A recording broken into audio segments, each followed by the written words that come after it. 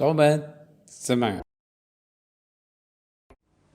Kegelisahan terjadi karena memang diri kita lah yang senantiasa selalu memikirkan sesuatu yang belum pernah terjadi atau yang tidak akan terjadi.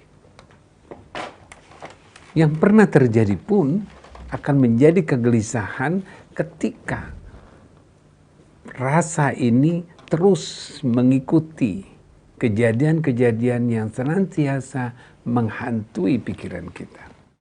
Kegelisahan ini akan tersingkir ketika kita punya keyakinan. Ketika kita sudah bertobat, pasti Allah akan sudah ampunkan.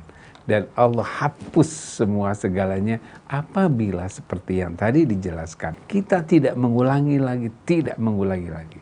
Apapun yang pernah kita alami, yakinkan bahwa itu sudah tidak akan pernah terjadi lagi. Ini satu proses keyakinan. Contohnya, seorang anak kecil, saya kembali kepada anak kecil. Seorang anak kecil ketika dia berjalan terus kemudian jatuh, katakan sama dia, kamu tidak akan jatuh lagi. Dia mengatakan, aku tidak akan jatuh lagi. Maka dia akan berusaha untuk tidak jatuh.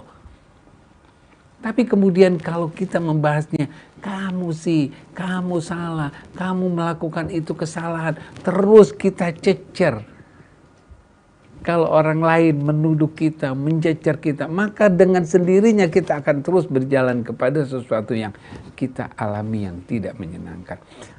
Bukan saja orang, diri kita yang kita kejar dosa itu, perbuatan kita itu, kita terus mikirkan, saya salah, kenapa saya terpengaruh, kenapa saya mengalami seperti itu, goblok banget saya ini. Terus kita marahi, kita pusingkan diri kita, maka itu akan terus menghantui pikiran kita. Subhanallah, Allah masih melindungi, kemudian mendapatkan suami yang baik. Allah masih melindungi karena masih ada suami yang baik yang menutupinya. Dan kita terlepas dari suatu pergaulan. Namun perasaan kita ini terus menerus karena pikiran kita mengingat kembali.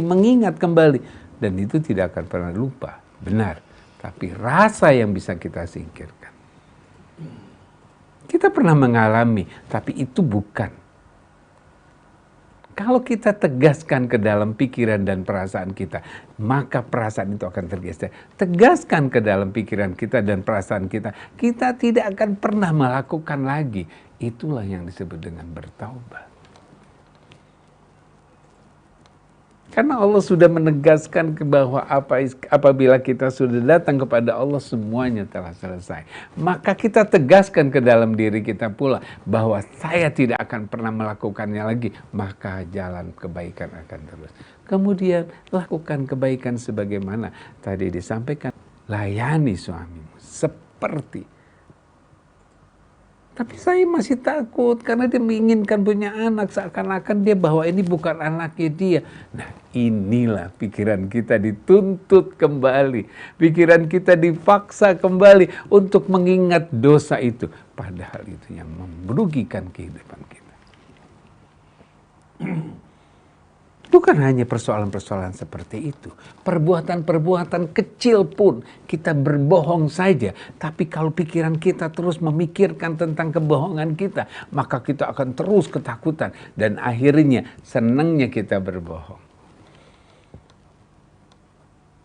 Karena kita berusaha untuk aduh tadi saya berbohong. Waduh, saya berbohong nanti ketahuan nggak ya? Aduh, bahayanya bagaimana? Kita pikirkan, bukan kita menyatakan saya tidak akan berbohong lagi, tapi waduh nanti kalau ketahuan bagaimana? Kalau seperti ini bagaimana? Terjadi tuh, benar nggak? Gara-gara saya berbohong, akhirnya terjadi suatu konflik, jadi fitnah. Waduh, saya ketakutan. Ketakutan inilah yang menyebabkan kita melakukan kebohongan berikutnya. Tapi kalau kita bertobat pada Allah dan menyatakan ke dalam diri kita, pikiran kita katakan, saya tidak akan pernah melakukan lagi. Insya Allah kekuatan itulah yang akan membuat kita berbuat baik. Kenyataan ini merupakan satu proses di mana proses berpikir dan rasa kita. Kalau berpikir dan rasa kita bisa geser dengan keyakinan kita, maka dengan otomatis kita tidak akan pernah merasakan lagi. Mengingat, oke, karena kita punya ingatan, tapi rasa tidak akan pernah. Dan tidak akan pernah dikejar-kejar kalau kita yakinkan bahwa kita tidak akan pernah mau melakukan lagi. Kalau kita yakinkan bahwa kita tidak akan pernah mau melakukan lagi, maka kita tidak akan pernah dikejar dosa. Dikejar dosa karena kita memancing pikiran untuk mengingat kembali. Kita yang menstimulus. Ketika suami mengatakan bahwa dia ingin punya anak, kita pikir, waduh, ini anaknya bukan anaknya dia. Berpikir itulah yang menyebabkan gelisah dia. Aduh, kalau gitu saya dari dulu berdosa. Suami saya kok nggak mau ngerti saya. Bukan tidak mau ngerti. Nggak perlu. Hal-hal yang nggak perlu dibahas. Yuk kita mau mulai.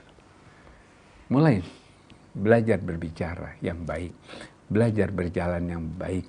Belajar memegang yang baik. Belajar melihat sesuatu yang baik.